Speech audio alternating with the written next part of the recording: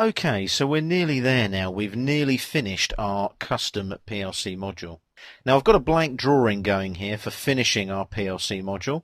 So as usual, we'll right click on the project, add the active drawing, and yes to the project default values.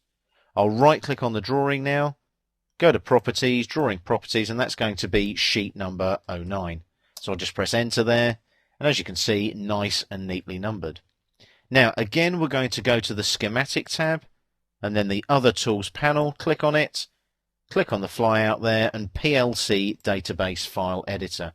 So all we're going to do now is go into the database, check our settings for our AWA here that we've created. And what we need to do is we need to put some attribute value in here. Can you see that? We haven't added any attribute values to our module yet. So what's the assembly code? Well, we'll call it, let's say, L16 underscore AWA, for example. The catalogue is coming up as AWA.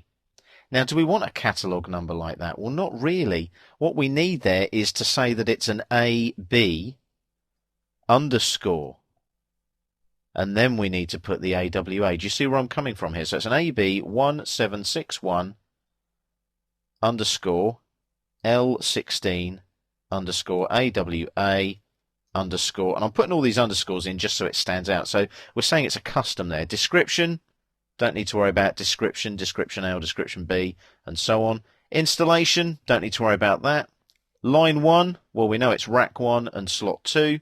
And if I scroll across a bit more, what else have we got here?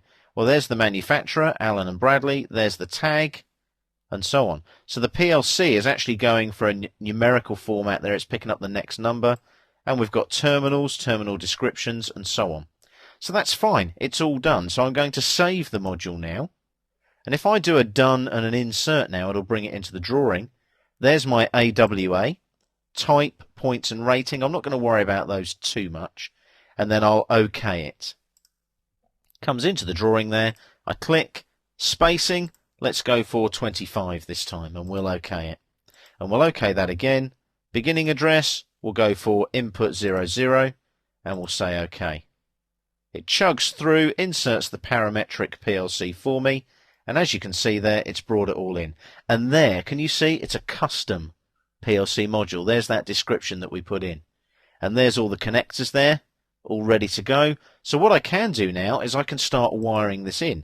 So if I go for a nearest there and bring that up, as you can see, the wire goes nice and neatly onto that contact. So if I go here, nearest, can you see it's all dropping neatly onto the contact each time?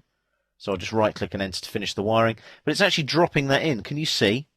Right on the terminal there on my custom PLC module.